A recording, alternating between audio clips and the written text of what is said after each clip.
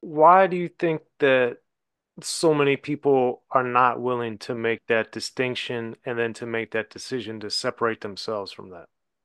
I think it really depends on what they prioritize. Many artists, and especially in hip hop, are coming from such a place of poverty that riches and money is the first priority. And if that is the case of some of these artists, then of course, being around whoever it takes in order for them to quote unquote make it is their priority. For me, it was not my priority. Um, I have never been poor, but I've been broke. And being broke for me, and I talk about this and ease my mind, was not enough of a catalyst for me to just sort of sell my soul and in order to continue music and make more money. I've never been one that's my priority. And so, yeah, I think other people though that they have different priorities. That's for sure. And with that too, you have the about Steve Jobs single-handedly crushing the industry, which I thought Yeah. was intriguing. So why do you believe that? For me, I believe that the whole idea of moving music from a physical product to a digital product, I think destroyed the trade that we were doing once as fans and artists. Um, in many ways, creatively, it made it sure more convenient. We all have music on our iPhones and on our smartphones, but a lot of times we are not as appreciative of these records. We don't um really dive deep into these albums. We don't know who produced them a lot of times, unless it's a famous producer. We may not know who played bass on it or who scratched on it or who made the beat on it, unless it's some famous producer or what have you. So we've lost touch with the sacred process of making music and how important it is to make a project. Um, the projects have become more cookie cutter. Uh, you know, sure, people can make projects in their bedroom now and release that project, but it takes a lot less group effort to create a project. And to me, that has its downsides too. A lot less creativity is touching the project, a lot less refinement and people's opinions on how to make that project better. Uh, we're losing a lot of that. And then with physical product like records, cassettes, CDs, the things that we used to deal with, um, there was usually record stores in each area of town, city, state, region, nation. There were activists in each one of those steps that were pushing this music. Now we have playlists and things of that nature that sort of tries to get you to learn about new music. But unfortunately, like Payola runs that stuff. A lot of these people are getting paid to put stuff in playlists by some of the major labels. And I think discovery is a lot harder for most artists. Some artists are lucky and, they're able to get discovery and go viral, but that's not the case for most artists. And I talk about that in the song Arrogance. And, most artists are selling hundreds of records a week. There was a time when, you know, like nowadays, if someone sells 130,000 units their first week, it's, bananas to a lot of people. It's great. But there was a time period where if a group sold that in their first week, they might get dropped from the label. You know what I mean? So it's just a different time period when it comes to how music is distributed and how people are consuming the music. And it has cheapened the music. I mean, that's how I see it. And Steve Jobs did that with the technology.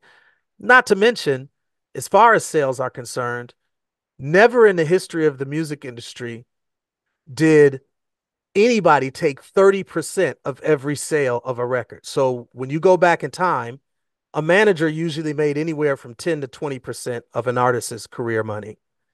A distributor might take anywhere from 5 to 10%.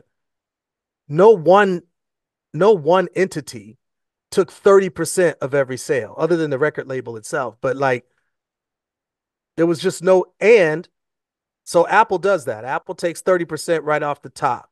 if I'm not mistaken. They may have changed the percentages, but from what I remember, probably around 7 years ago, I researched this. They were taking 30% off the top of anything you sell, but they actually do nothing. You actually put the music up yourself to their platforms and all the various other platforms. You put it up yourself, or your label does. You do all of the work. You put the artwork up, the lyrics up, everything, everything, everything. And they still make 30% more than your manager, more than your distributor, the past distributors that used to exist, more than anybody, more than your booking agents make off of your concerts. I mean, it's just unheard of. So that's what I meant by Steve Jobs single-handedly crushed the industry. Yes. It's a very different setup in a lot of ways. And on a directly related thing, what do you think of? Because I think we have all these online communities, but we don't have in-person communities. Like you said, the record stores, even with the pandemic, we lost, unfortunately, going to concerts and different things. And then the tangibleness, like this is listening to the music. It's in the literally, it's in the air. It's not something we're holding. It's not something we Yep. touch or put in a player of some sort. And that ties into our good friend Master Ace Disposable Arts album that he had around 2000. That being said, what do you think we as consumers, as fans, and you as a creator have lost with that loss of the tangibleness of a actual hard good? Yeah, I mean, it's so many things. Number one, no one owns music anymore. I mean, other than those that buy it and download it, but that's a very few compared to the many that stream nowadays. No one owns music anymore. So, you know, and that's another thing that I don't like about the new paradigm of the music industry, where they're comparing people like a Drake to a Michael Jackson, where in truth, and I love Drake, I'm a Drake fan to a large extent, and yet it's an unfair comparison because we used to have to leave our house, get in a car or drive or walk, and get a Thriller album. And that album, I forget how many hundreds of millions it sold. We all had to get out in the rain, sleet, snow, sunshine, and go get that record and bring it back home. We bought it with our own hard earned money. Compared to now, when someone could just stream something a million times in a day, and it could be somehow compared. I mean, they obviously changed the rules to make this so, but they can say, well, this is as big as Thriller, this is as big as the Beatles, and it's just simply not, because would someone do the same thing for the newest? And this is not a diss to Drake. I want to say I'm a fan, but would someone do that for the latest Drake record? I don't know. I think the answer is no. I think people do it out of the convenience of having it basically delivered to their living room every night when a new record drops, and that's a difference. And so that's another thing I don't like about the new paradigm, and especially when trying to compare it to a lot of the greats that we've known over the years. Yeah. No, I agree wholeheartedly because when I see the Michael Jackson and even the Beatles comparisons, I'm like the Beatles did it themselves too. All these other artists that are doing it Yep. now that are changing the Beatles Exactly. records, they're doing it with 40 different collaborations. They're not doing it with themselves. Exactly right. Yeah, that's a whole nother thing. Yeah, exactly. And and the physical product as well. I mean, listen, not only do you own it, you can pass it down to your kids. It's it's a value piece for you that you own, that you now can do whatever you choose with. I mean, what are we do? Streaming? They still own it. We're just renting it in a sense. We're just checking it out for a second. I mean, that's basically it. I mean, unless you download it, it's just a different. This is just a different time period, and yeah, it definitely has changed the importance of any record. I mean, even now, one can argue that the last J record, Vultures, was a big success. It was number one record.